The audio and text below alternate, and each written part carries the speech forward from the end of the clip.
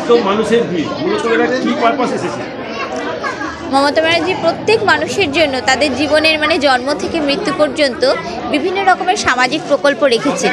তার মধ্যে সবথেকে উল্লেখযোগ্য লক্ষ্মীর ভাণ্ডার আছে, বার্ধক্য ভাতা আছে, শিক্ষাশ্রী, মেধাশ্রী, রূপশ্রী, কন্যাশ্রী, সমস্ত রকম প্রকল্পগুলোরই সুবিধা আজকে এই ক্যাম্প থেকে সকলে পাবেন। এর আগেও তো আমরা দেখেছি মাননীয় মুখ্যমন্ত্রীর সমস্ত প্রকল্পগুলি পৌঁছে দেওয়ার জন্য দুয়ারে সরকার অনুষ্ঠিত হয়েছে, তারপরেও এত মানুষের ভিড় এখনও, এটা কী জন্য এসেছেন বা কী এদের অসুবিধা? হ্যাঁ, মাননীয় মুখ্যমন্ত্রী মমতা ব্যানার্জি সবসময়ই চেয়েছেন মানুষকে তাদের সুবিধাগুলো তাদের একেবারে কাছে পৌঁছে দেওয়ার জন্য। সেই জন্যই তারই পরিকল্পনায় কিন্তু দুয়ারে সরকার এর আগেও হয়েছে এবং সেটা সর্বস্তরে প্রশংসিত হয়েছে, মানুষ অনেক বেশি উপকৃত হয়েছেন। কিছুদিন আগেই শেষ হয়েছে অষ্টম দুয়ারে সরকার, সেখানেও প্রচুর মানুষ কিন্তু এই ধরনের প্রকল্পের সুবিধা পেয়েছেন। কিন্তু প্রত্যেক সময়ের সঙ্গে সঙ্গে, যেমন ধরুন বার্ধক্য ভাতা কিংবা লক্ষ্মীর ভাণ্ডার, এই প্রকল্পগুলোর জন্য তো একটা বিশেষ বয়স থাকে, সেই বয়সের গণ্ডি পার হলেই তবে কিনা এই সুবিধাগুলো মানুষ পেয়ে থাকেন।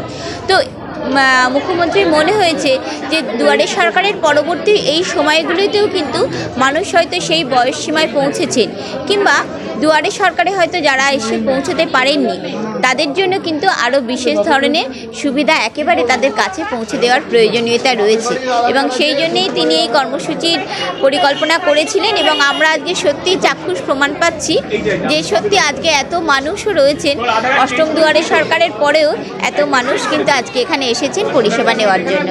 আমরা তাদের সকলকে অভিনন্দন জানাই এবং আশা করি তারা সকলেই মাননীয় মুখ্যমন্ত্রীর এই প্রকল্পগুলোর সুবিধা আগামী দিনে পাবেন।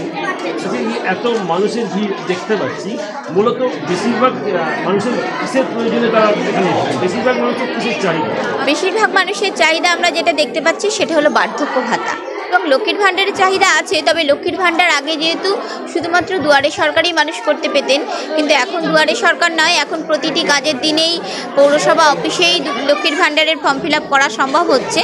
কিন্তু এখন সবথেকে বেশি মানুষের আগ্রহ হচ্ছে বার্ধক্য ভাতা, অর্থাৎ বয়সের শেষ দিকে পৌঁছে মানুষের বিভিন্ন নিত্য প্রয়োজনে কিছু টাকা মানুষের হাতে তুলে দেওয়ার প্রয়োজন মুখ্যমন্ত্রী অনুভব করেছেন। এবং মানুষের সত্যি দরকার একটু ওষুধপত্র, যেটা মানুষের এখন নিত্যসঙ্গী, সেইগুলো অন্ততপক্ষে মানুষের হয় এই বার্ধক্য ভাতার টাকাতে। সেই জন্য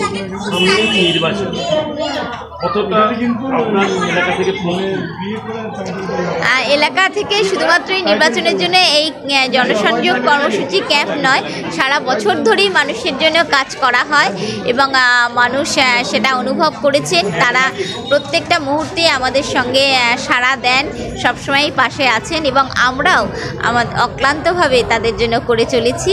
আমরাও সবসময় তাদের পাশে আছি, তাদের সমস্ত প্রয়োজনে তাদের পরিষেবাটুকু দেওয়ার জন্যে। আপনার নাম? আমি চন্দ্রা ঘোষাল, কাউন্সিলর 23 নম্বর ওয়ার্ড। আপনাদের স্বাগত, নমস্কার।